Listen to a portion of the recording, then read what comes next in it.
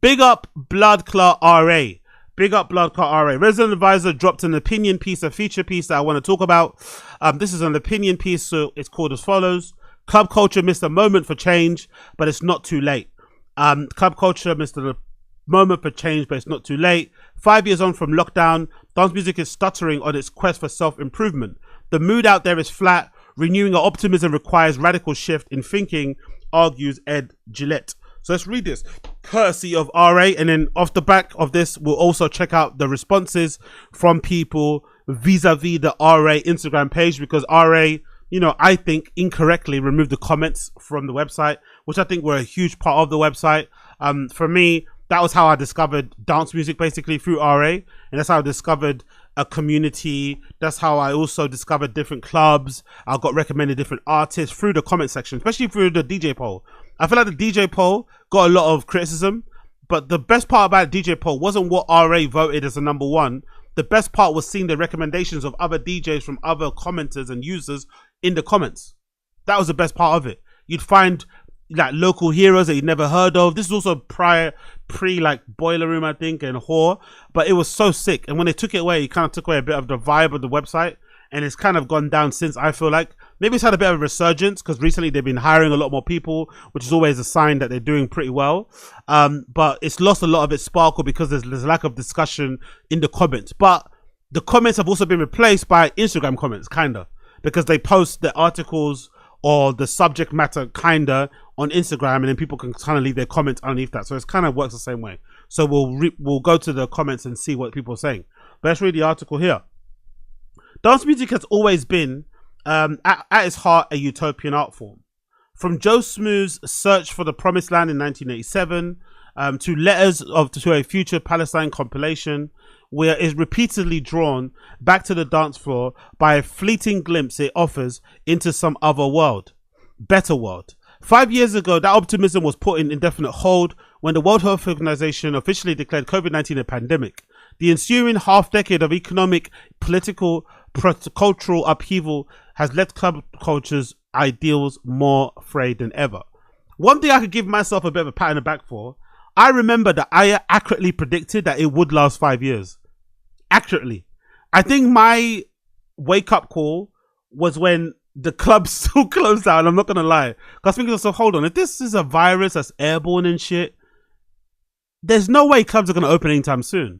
And they're probably going to be the last thing to open. So we're looking at a good, and they're going to have to get a handle on people, try to convince people to wear masks, convince people not to leave their homes.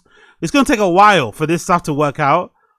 So I remember actually predicting 5 years. And at the time when I said 5 years, a lot of people around me, especially friends, were like shocked. Like, no way, man. We're going to get this sorted in a year or two. It's like, nah, trust me.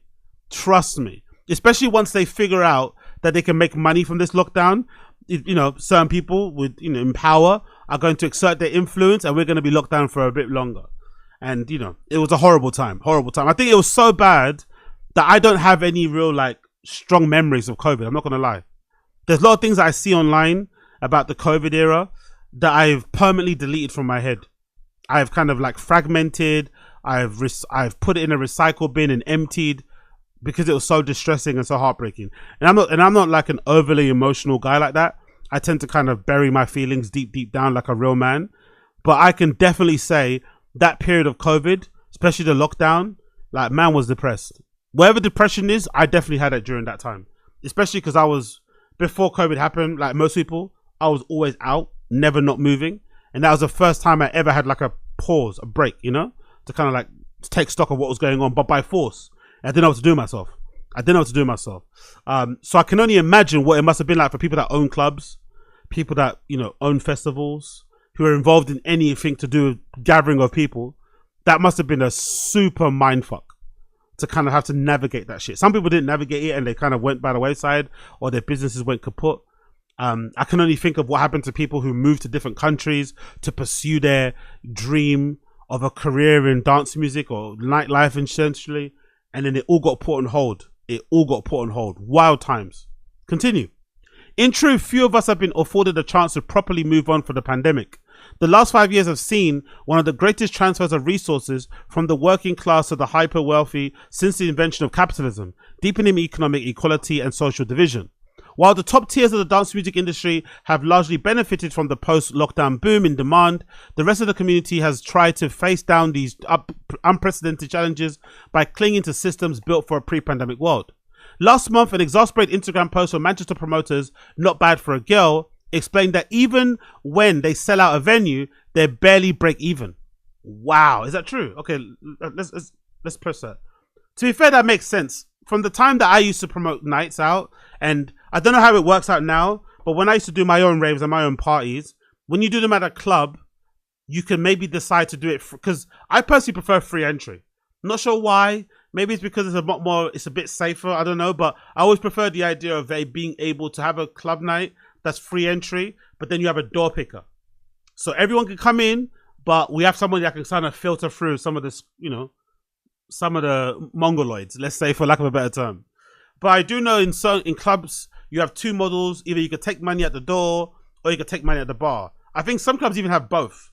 But if you do a free thing, then you only take money at the bar. And when you take money at the bar, the percentage I think is like 10%, but it's only 10% after you clear a certain amount. So maybe the bar has a particular amount they have to clear first before you get your 10%. And mostly it's not going to be a lot. Most clubs are not open late enough for you to get a lot of money out of the bar, which is why people tend to go for tickets, because you can get a lot more from that. But also tickets, there's no guarantee you're going to sell them. So it's all up in the air. So a lot of nights out, a lot of festivals, you have to give these guys credit and you have to really support them, because a lot of these people aren't doing it for the money. They're literally doing it for the love, because they barely make money and sometimes they don't even break even. But the clout, the fucking love, the community, the fucking joy that you get from putting on an event is nothing can come close to it.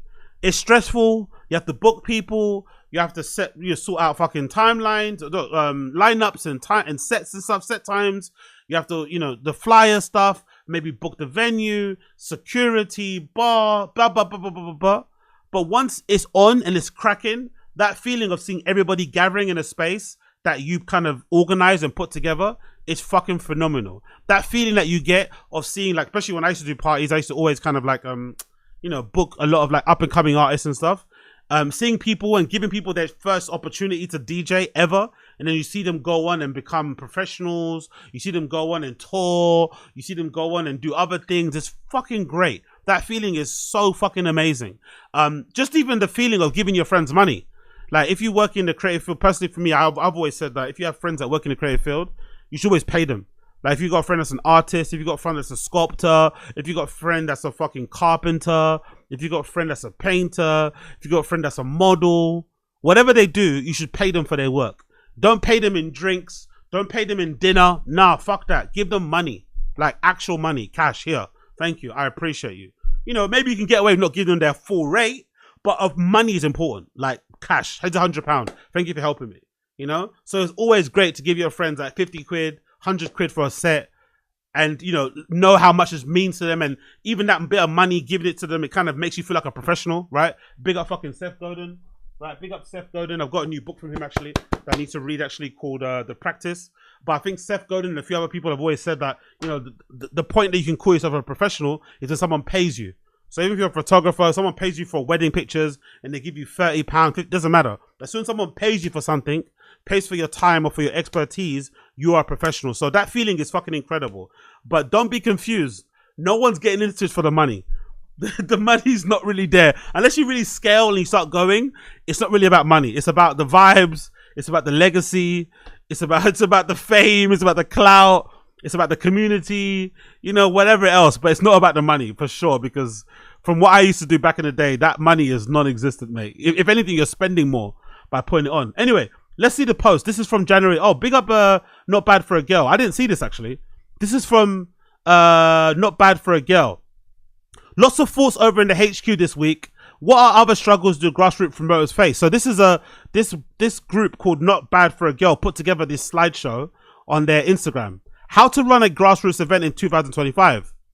So they have to pay £1,500 for a headliner, £300 each for a support, £250 for venue fee, which is really low, by the way. That's lower than I expect. £250 for venue is a bit low, because I'd imagine if I wanted to book Fold Fold is probably going to be like £1,000, I think. I don't think Fold will let you book that venue for £250. But anyway, regardless, $250 for venue, $150 for artwork, $150 for video photographer, and $150 for photographer. Total $2,800 to put on an event. God damn, that's a lot of money. $250, nearly $3,000 to put on a rave. Ay. 200 tickets at £15. The max revenue you can make is $3,000. So you basically make £200. Oh yeah, and you have to sell out, by the way, to make 200. You have to sell out. God, or you have to basically be close to selling out to break even. God almighty. Being a promoter now is much harder than it was back in the day. Because back in the day even, I think there was more of an appetite to supporting up and coming events, maybe. I think now you kind of do need to book a big headliner. You can't get away with just booking your friends. I don't know if that's the case. I don't know if you just book your friends and you can kind of run the event that way. I think you kind of need a star to kind of pull in the numbers. And then obviously have your friends kind of pad out the lineup and shit. But then if you do that, you still want to pay your friends. You don't want to let them pay for free. And I wouldn't really want to waste people's time like that.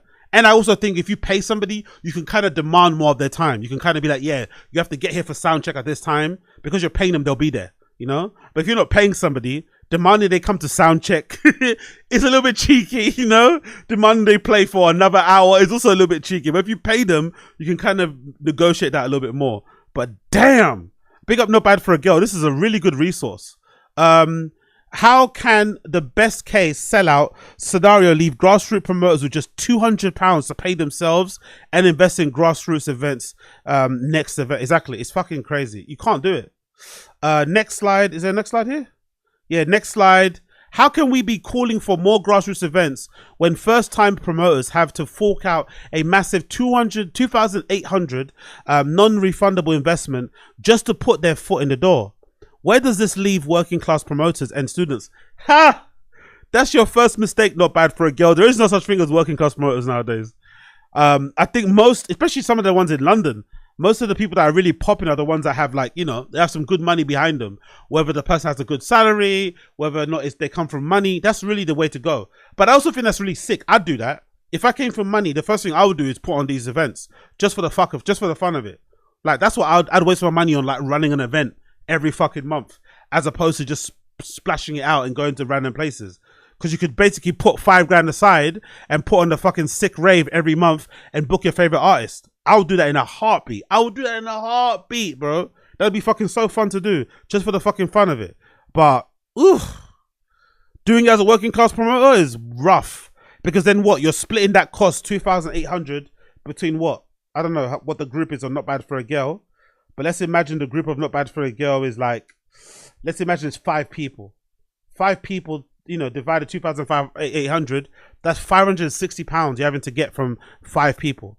Now, if you guys have ever, you know, organized a friend birthday, if you guys have ever organized a friend holiday, you know how hard it is to wrangle 3 people, 4 people. Imagine 5 trying to get £560 out of them to pay for a night or to book a venue. That's gonna take so much time and effort. So you might have to front it and then chase the money from your friend. It's just a whole hassle. It's a nightmare. So big up everybody that puts on events. You guys deserve all the respect. All the promoters that deserve all the fucking respect out there in the world. Where does this leave working class promoters and students? Don't book a headliner. Good luck selling tickets in today's climate. Exactly. Big up Not Bad for a Girl. Don't book a headliner. Book your friends. Okay. Now I don't have an event anymore. Book a bigger venue. With what investment and what audience to fill it? Exactly. Don't book videographers and photographers. How will you sell tickets to your next event without marketing material? Exactly. Something is fundamentally wrong, honestly. The expenses are just fucking crazy, man. Honestly, wow. Invest in the underground. Buy tickets to grassroots events. Care more about the vibe and less about the headliner. Pay for maximum ticket tiers. Reduce your artist fees to emerging promoters if you can. 2025 feels different. There's something in the air. Martha. That's very true. And I think one of the other things as well is, like, if you don't go to an event, this is like a little cheeky request, but don't request a refund, man. Don't request a refund. Either sell it to somebody, put it in the fucking, you know, RA fucking resale, or just take the hit. Take the hit like you're giving the, you know, the promoter a little bit of money to kind of keep on going. I've done that a bunch of times. And I'm unfortunately known for that. That's one of my fucking things that I do. I'll buy tickets for raves and not go because I'm a fucking idiot. But the amount of night service, Tech Couture, Inferno, what else rave? No, Adonis, because you can buy them ahead of time. There's so many raves. Even fucking multi-sex that I've never been to. I think I bought a ticket for that once before. I never request a refund. I just take the hit. You know what I mean? It is what it is. But then you're kind of, allowing the promoter to keep on going on for the next rave. But that's a little thing that can help. And of course, buying of the merch and shit. But god damn it, bro. Big up Not Bad for a Girl. This is crazy. And whoever this person called Martha is. What an incredible breakdown. God almighty, bro. You spend $2,800 to put together an event with a headliner and 2 support acts, which isn't that much really. That's only 3 DJs playing. So most likely you might have one person playing for free. Maybe you're the promoter, just to kind of get the thing started. You spend nearly 3,000, 2,800, and if you sell out, you might make $3,000. Woo! Okay. Big up. Let's go back to the article. More recently, Los Angeles-based underground queer party collective Another Castle lost more than $4,000 on a single event in a small venue. Every month seems to bring news of another festival being forced to cancel. Labels press vinyl runs knowing that they're going to lose money. Most artists earn more than pennies from streaming services. Despite laudable progress on many club culture historic failings, social responsibilities, it feels like we're still reluctant to properly acknowledge the full implications of the ongoing stagnation. But what we have to accept is this new reality if we want to properly confront it. What good are clubs and festivals if the people who create them can't pay their bills? What use is Electronic Wonderland if none of us can afford to get in? Something is surely has to give. And it has to give from the government level. I think the fans are doing the most that they can do. I think the fans are doing the most they can do. The punters are doing the most they can do. They're buying tickets. They're going to events. They're buying merch if people make them. Every day, every weekend, I think I see someone wearing a fucking Teletech t-shirt. People are wearing Boiler Room. Boiler Room have got a whole merch line that they do. They probably got an in-house designer. Big up the Boiler Room designer, by the way. You're fucking killing it, right? Everyone's fucking supporting, I feel like, nowadays. I'm going to talk about Fold in a minute. They just launched some merch too that they're doing. I think the fans are doing as much as they can. They're supporting their artists. They're supporting their promoters. Club Air, a really cool queer club night here in London that is on that Hackney Bridge location I haven't been to just yet, but it looks fucking sick. They put an event recently and that fucking killed. That looked fucking cool. People support that. I think that sold out in like a minute, selling out. Recess Land, an event they do here in London too, mostly aimed at black folk and shit that play the hip hop, R&B, Afro swing and all that kind of shit. That Recess Land carnival thing, that sold out in fucking minutes. So I think the fans are doing what they can. Glastonbury sold out even before the lineup was dropped in November. So I think the fans are doing everything. They're buying the tickets, they're going to the events. Resale market has never been bigger. Tickets are always getting popped off on Ticket Swap. I want to go to Dremolin and fucking Stone Techno, for example. Stone Techno Festival is already sold out on the site. People are reselling stuff on Ticket Swap. So there's a demand. People are buying, they're selling, they're buying, they're selling, they're attending. I'm going to Berlin the end of April for my birthday little thing. So people are doing what they can do. They're investing the money. They're spending the money. They're buying drinks. I feel like nowadays, maybe I'm mistaken because of the group I kind of see out and about. But I feel like nowadays, the kids aren't really sneaking in drinks as much as we used to back in the day. I feel like back in the day when I used to go to clubs, you'd be sneaking in fucking bottles of vodka and gin and fucking rum and shit. Beers. Like, you'd be sneaking shit in, like, so you don't have to spend money at the bar. But I think nowadays, kids don't care. They'll spend their money at the bar. So, the punters are doing everything. The problem is, on a governmental level, they're just not helping. They're not financing things, They're not fucking, putting certain things into place to protect the clubs. Invest in clubs, invest in nightlife, invest in grassroots promoting, all this sort of stuff. They're not doing it. So there's really nothing more the promoters or the artists or the fans can do. It's a bit unfair to ask the DJs to lower their booking fee. Because why? It's not really the problem of the booking fee. It's like if they like, it's more to do with the infrastructure. It's more to do with the lack of venues that are available. The lack of venues, especially like sub 500 capacity, that can be available for a low enough price that could invite new people to come on board and try and put on a night. All those things are really important. But I think the fans are doing as much as they can. The artists are doing as much as they can. There's more DJs than ever. There's more star DJs than ever than before, I feel like, popping up all over the place. It feels like every other day I stumble across some new DJ that's got like 1.2 million followers and more, who I've never fucking heard of. So stars are being made. Fans are going fucking crazy. They're traveling the world to fucking support their favorite artists. That's the most that they can do. The government also needs to step in and help, but they don't, especially in the UK, because we're anti-fun. It continues. In 2018, sustainability professor Jem Bendel published a deep adaptation, a scientific paper that suggested that climate change is now unavoidable and would inevitably lead to a societal collapse in the short or medium term. Rather than trying to prevent this, Bendel argued we should be looking to adapt to it, find resilience in the shared values that we will survive climate breakdown, and relinquish what we can no longer carry, which has some validity to it, especially when you think about how we responded to COVID. I feel like the COVID situation, when people were trying to get to like zero COVID, I thought that was very stupid and very irresponsible and wasn't based in reality. We had to try and, manage it as best as possible, mitigate for disasters, help people that want to be helped. But the idea we could get to a zero COVID time was never and we haven't got to it anyway. So I feel like if that's an example of how to kind of adapt and kind of accept what's going on and kind of move around it, I think climate change probably needs to be another example too. But hey, what do I know? It increasingly feels like dance music is due a similar reckoning. If the industry's economic model is broken, at least for everyone bar superstars and corporations, then continued attempts to build something progressive on those foundations are always going to be futile. Utopian thinking in the truest sense of the word. Sooner or later, we're going to need to strip dance music back to its basic elements, a communal sensory experience based around community, body movement, amplified sound, and build it from the ground up.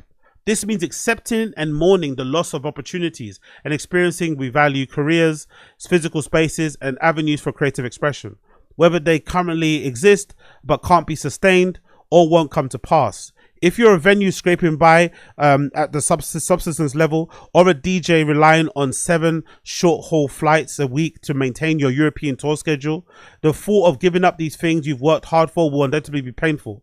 But it can be really also freeing. By surrendering the inescapable, we find ourselves able to engage honestly in it and develop strategies worthy of genuine, lasting optimism. Huh? I don't see how that makes sense, to be fair. That doesn't make any sense.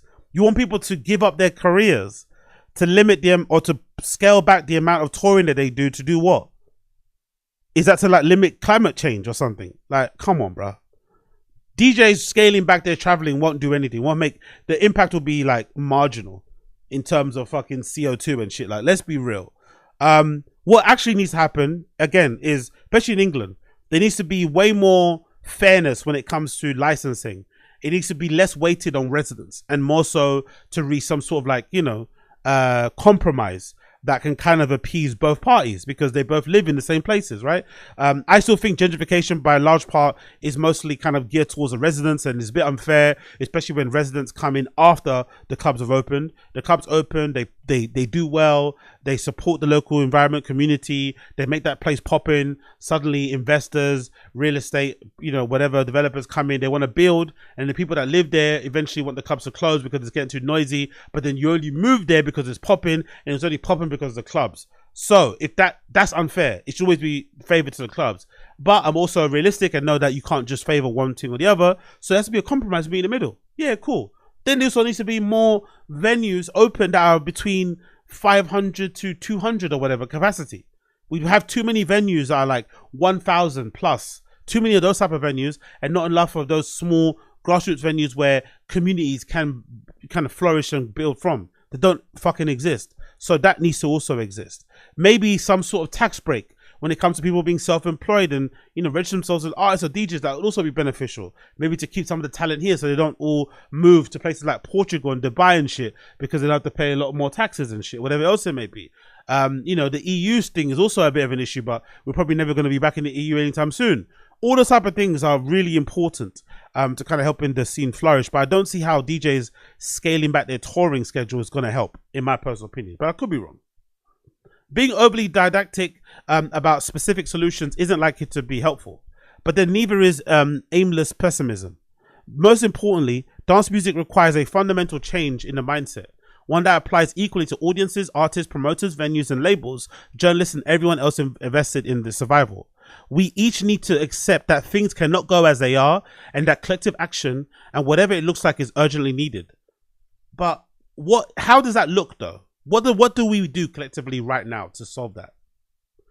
Because again, I don't think there's anything that could be done that the clubs aren't already doing. Like clubs, most of them have like some sort of night that allows local DJs to come and play, whether it's an open decks or whatever else it may be. That exists in most places.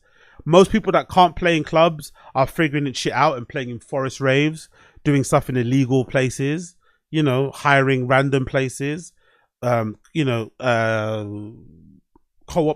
other sort of spaces and turning them into clubs. People are doing what they can with the resources they have available.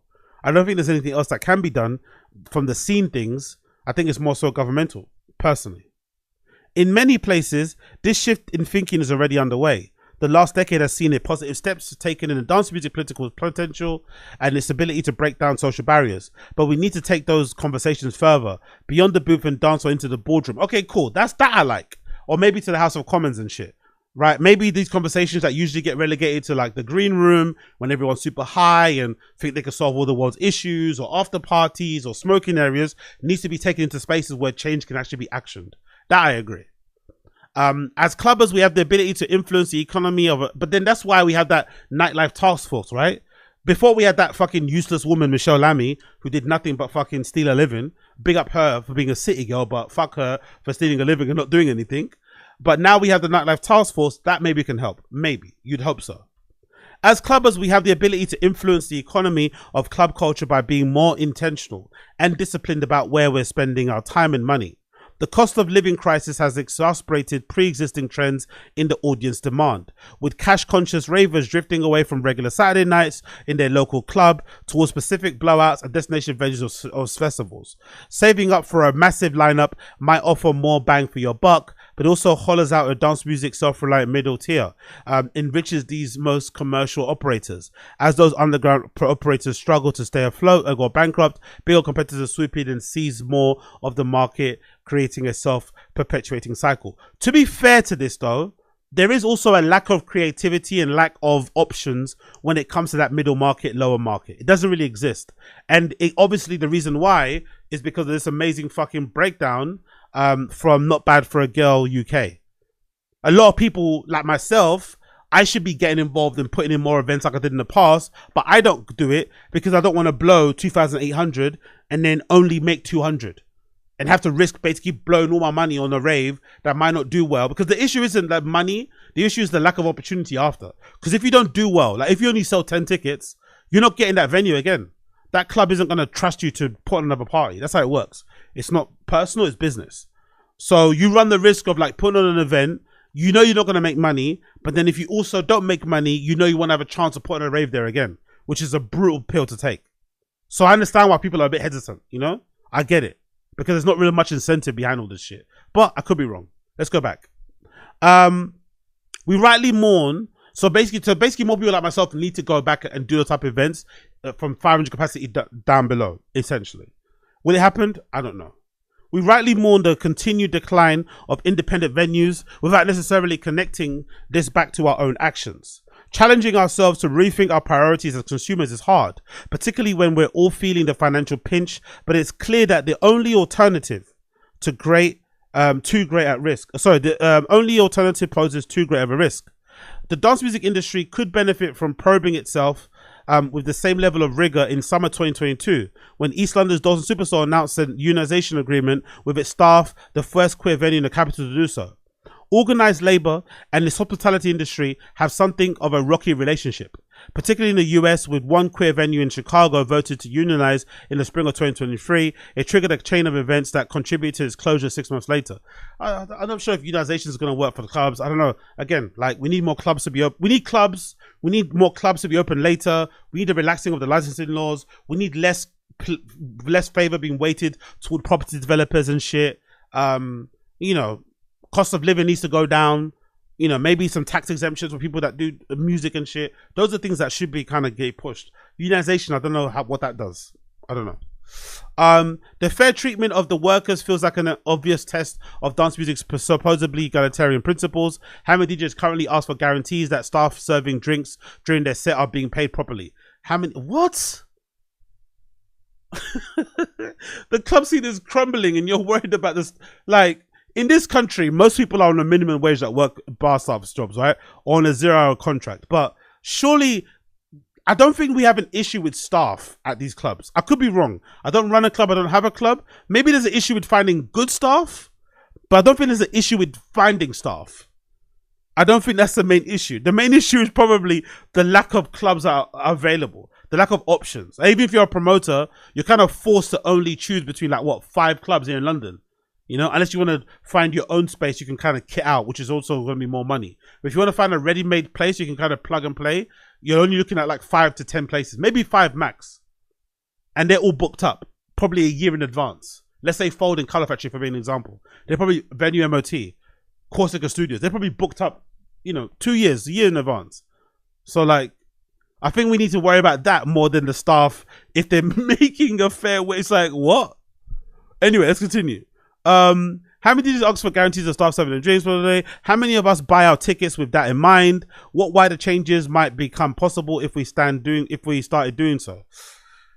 Yeah, I think they're missing the mark on that one completely. But hey, changing the tide isn't easy. The recent example with A-Slice shows that when given a precise opportunity to rebalance the income streams of a DJ and producers, the industry as a whole has failed to step up. If we want to survive, we have to embrace the real world in action.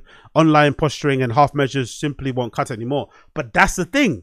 Real world action also is real world realization. The world isn't what you want it to be, it's how it is.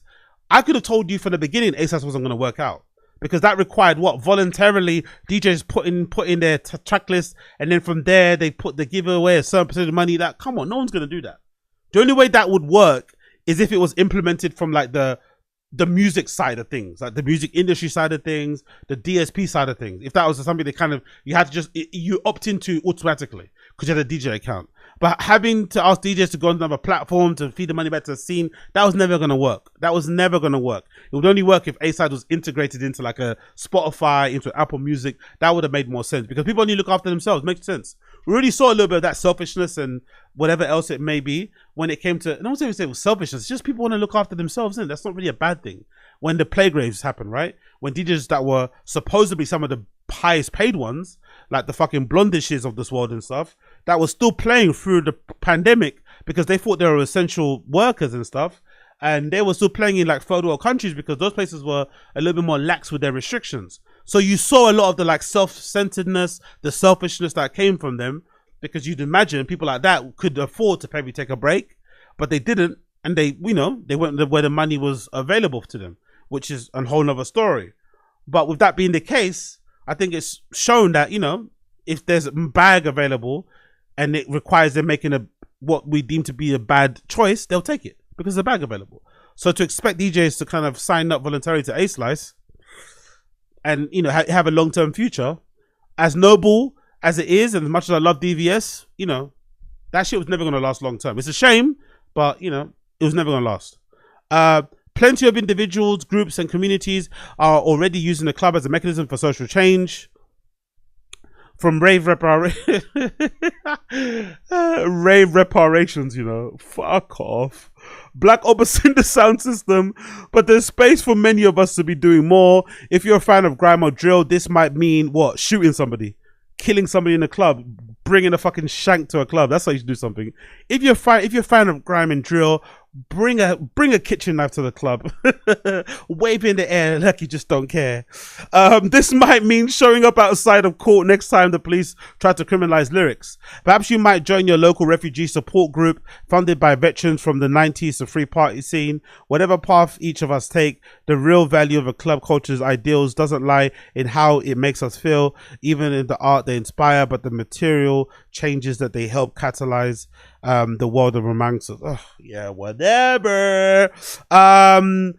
This extends to our engagement with the systems of political power and the voices we appoint to represent our interests. Over the last decade, the concept of nighttime economy has helped to cultivate political support for dance music, but the framing of that debate within the primarily economic lens and its defense of the pre-existing political orthodoxies has left it unable to meaningfully tackle the full scale of the problem. All the night czars in the world can't stop clubs closing if the political system they're part of isn't willing to challenge the underlying status quo. No, they can. Night czars can, but they need to be empowered to do so. In Amy Lammy's defense, as useless as I think Amy Lammy was, as much of a wage thief as Amy Lammy was, to give her a little bit of credit and to give her a bit of a bly, she also wasn't empowered to do much change. Her job was essentially just to be a mouthpiece, to say things that sounded good, but she didn't really have any power to do anything, really, to give her some credit or to give her a bit of, benefit of the doubt. So if night czars are empowered, then obviously they can affect change. If they aren't, they're just going to collect a check like Amy Lammy did. Simple. Because night czars in other countries, they seem to be able to affect change. The night czars in fucking Amsterdam do pretty well. The whatever nighttime economy they have over there in in Berlin seems to be able to do something, seems to affect change. Seems to have a voice. Those things are important, but the government, like I said, we're just anti-fun. We ban everything. Remember back in the day, yo-yos became popular in school. They banned them the next day. We love to ban fun things. We're really very quick to drum up policies and laws to ban fun things. We're very, very slow at reversing those things or reviewing those things and seeing whether or not that was a smart thing or not. We don't like to do that. In the UK, the Nighttime Industry Association has done plenty of good work. CAP, I'll call up, I don't know about that. But also consequently skewed its efforts towards those at the top. When lockdown was first announced, their immediate reaction wasn't to try and help any workers or artists, but to demand mortgage holidays for corporate landlords. Exactly. In Berlin, the city's club commission responded to the pandemic by launching United We Stand, a platform for live streaming fundraising, eventually involving dozens of cities, raising more than 1.5 million euros. I didn't even know that. Rah, really? United We Stand raised more than 1.5 million euros. Amazing. While commendable, it also relied on fans putting their hands in their pockets rather than addressing the industry's own economic imbalances and early foreshadowing of the post-COVID inequalities they see today. What's wrong with that though? If the fans do put money in their pocket and want to help, that's a good thing, no? It also shows a proof of concept to the government. They have fans who are willing to put their money where their mouth is and support the things that they fucking love and enjoy. I don't think that's a bad thing at all. While commendable, it also relied on putting money in the pockets. When ravers marched in London in July 2021 to demand the reopening of late night venues, the lack of strategic demands, coalition buildings with other activist groups, or the plans to maintain political momentum saw the long-term potential of that galvanizing movement squandered. But encouragingly, new initiatives are forming. Free the Night, a campaign group based in Northern Ireland, has made a deliberate decision not to talk about the nighttime economy at all. Instead, campaigning for cultural communities at night. I like that. Cultural and communities at night. I like that. A small detail that reflects on a fundamental different approach. If dance music's current collection of political figureheads, industry lobbyists don't have the answers, the urgency of the current moment should inspire for us to find new ones. As for the club itself, accepting the lens of deep too much. Anyway, let's go to the bottom. Embracing the rebirth of transformatic aesthetic and let release of dance floor into something shockingly new, it cycles the loss and reconnection of the potential to truer, more resonant experience of 2025. Chaos and a creation, lockdown and reconstruction, a build-up leading to another drop. The pattern becomes familiar, even reassuring once you surrender to it. I don't know, it sounds kind of black-pilled and negative, I'm not going to lie. I was expecting a lot more hope from RA, but I guess the climate we're in at the moment is, so I guess they're responding in jest. But it doesn't sound like the most optimistic thing in the world. It sounds very very negative. But I understand why, because the scene is kind of negative, especially here in the UK, especially here in London. So let's hear what some of the comments have to say. Big up everybody in the stream chat that's locked in. I appreciate you. Big up, who's that? Radio Shaman AZ. Why are you only comedy guy capable of covering sports? Why is comedy so soy? Why? Big up Radio Shaman. I don't know, man. I just do what I can do, man. I'm no one special. I just do what I can do. Big up Brian. The illegal warehouse raves were the best. Exactly. Agreed. Let's see what some have to say in the comments via RA. Let's see what they have to say on the RA page via the comments here. So the same article. What are some people saying here regarding this article? Let's see the comments. First person. When it comes to the alternative electronic music scene, I fear that capitalism has stripped away the underground of what was once us together, gathering in an abandoned warehouse to listen to strange sounds. Since the pandemic, something that used to keep the underground in the depths seems to have broken loose. And now we're all surfacing faster than I'd like. And this isn't nostalgia speaking. The problem is when a counterculture built and sustained by societal outcasts, marginalized communities reaches the surface, it turns into nothing more than a product of devoid of essence and devoid of soul. As a raver, DJ, and event organizer, I've watched the Brazilian scene, like so many other countercultures around the world, be reduced to a spreadsheet, a system that prioritizes headliners while disregarding local talent. That turns an entire community into an average ticket price that exploits and disrespects both of its attendees and its workers, all in the name of profit. I'm not saying we once lived in a socialist electronic music scene. I understand that the numbers need to add up in the end, but there was a time when the fundamental principles of truly underground scene guided everything we did. Now, a lot, very wordy, but very on point.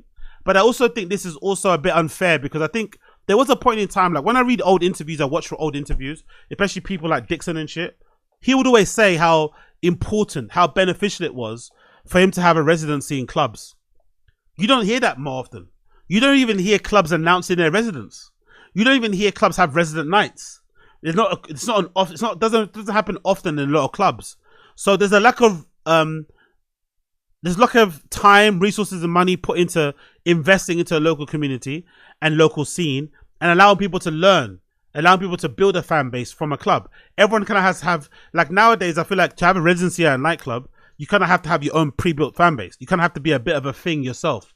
You can't just like build your name off of the club and sort of kind of use each other in tandem to kind of grow. And over time, maybe you go from playing the Thursday resident night and then over time you get to play the Saturday or the Friday night, especially payday. That might be a good one. But there's a lack of that. And I also think the customers, the ravers, there's a lack of appetite for that also. I'm also included. I will sometimes go to a club when I see a very popular headliner playing, but if I see a certain night where I don't recognize any of the names, I won't go.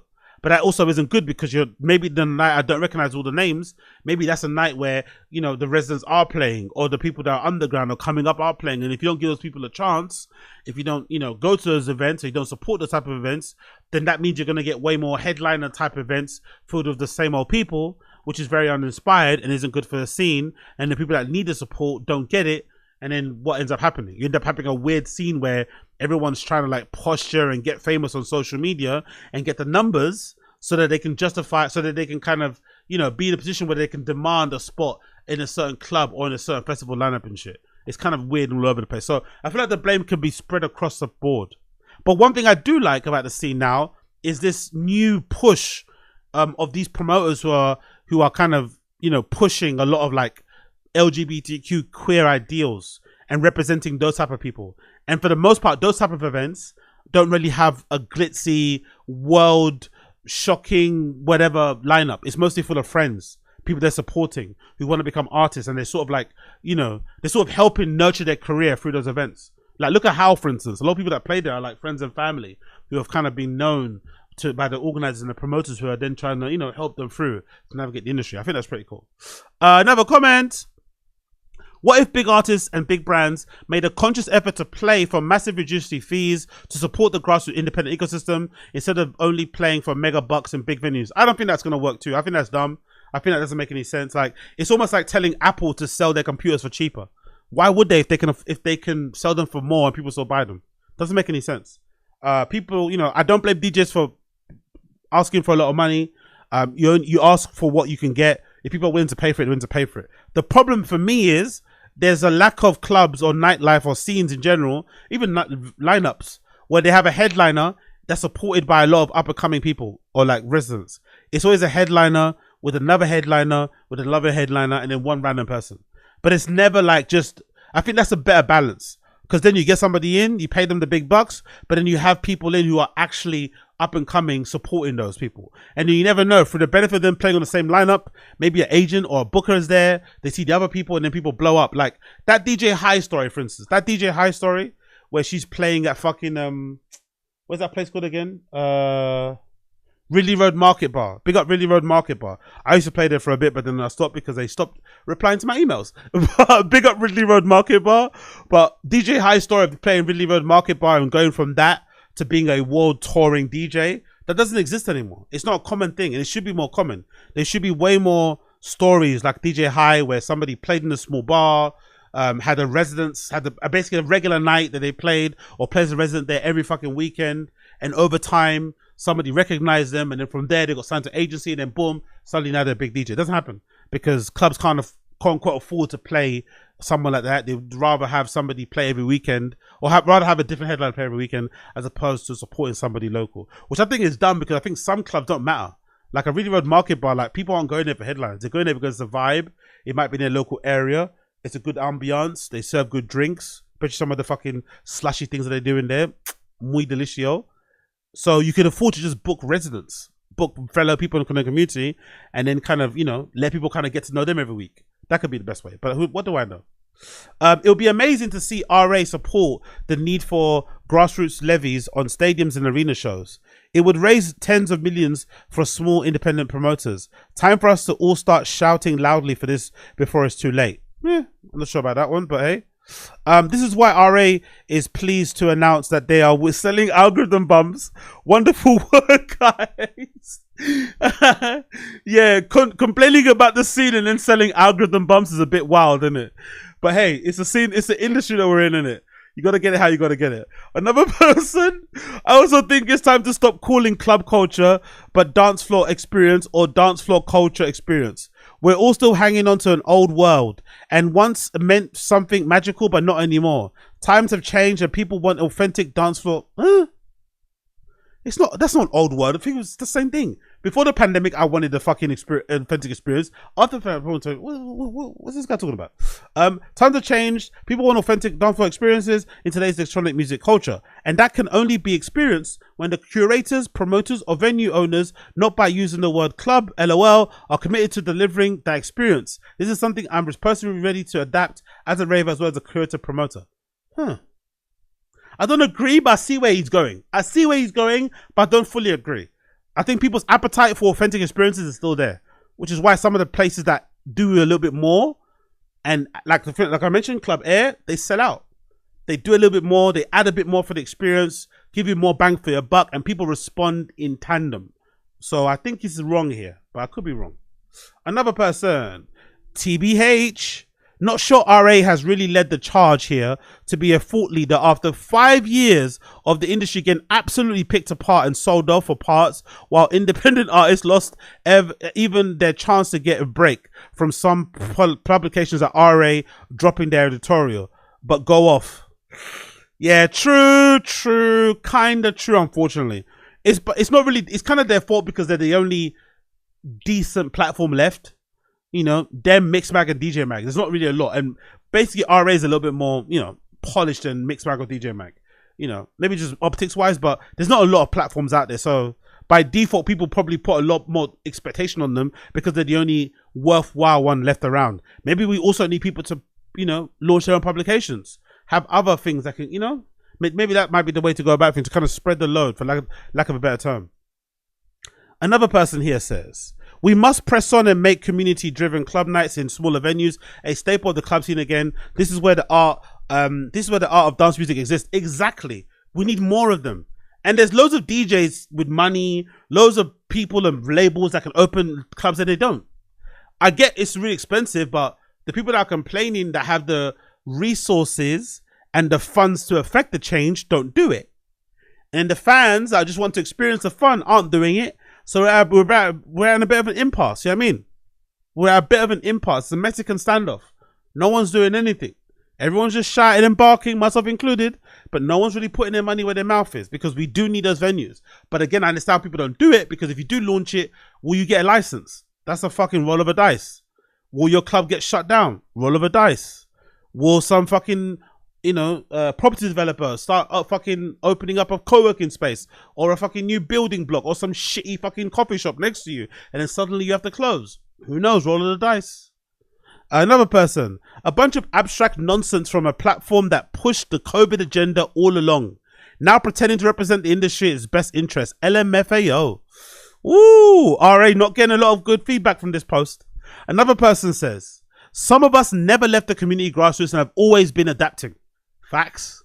This is my 40th year and I'm still out here doing events throughout all the changes. Maybe I'll do the talk or something about this. Okay, you do it. Go on, you do it. Go off, Lynette Kamala. Go off. Queen. More day parties. As much as I want to hate it, be out until 5 a.m. More day parties. As much as I want to hate it. Okay, cool. Yeah, there's too many day parties. There really is too many day parties. I understand why, because there's not a lot of, you can't get late nights in most places, but the day party thing is too much. I'm tired. Please, no more.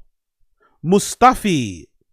I fully get the point and will support that wholeheartedly, but I think as individuals, we all need to take a look inwards, not just the music scene, and start to change ourselves before we can consider making change externally. Exactly. As the great saying goes, sweep your own garden first, sweep your own lawn first, and then your neighbors will see you sweeping and sweep theirs too. But don't go around knocking on people's doors, telling them to sweep their lawn whilst yours has not been swept.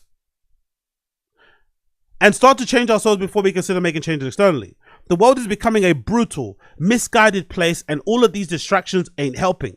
Make a little change, like checking up on your grandparents if they live on their own, and get involved in a charity from a human perspective as just as an example.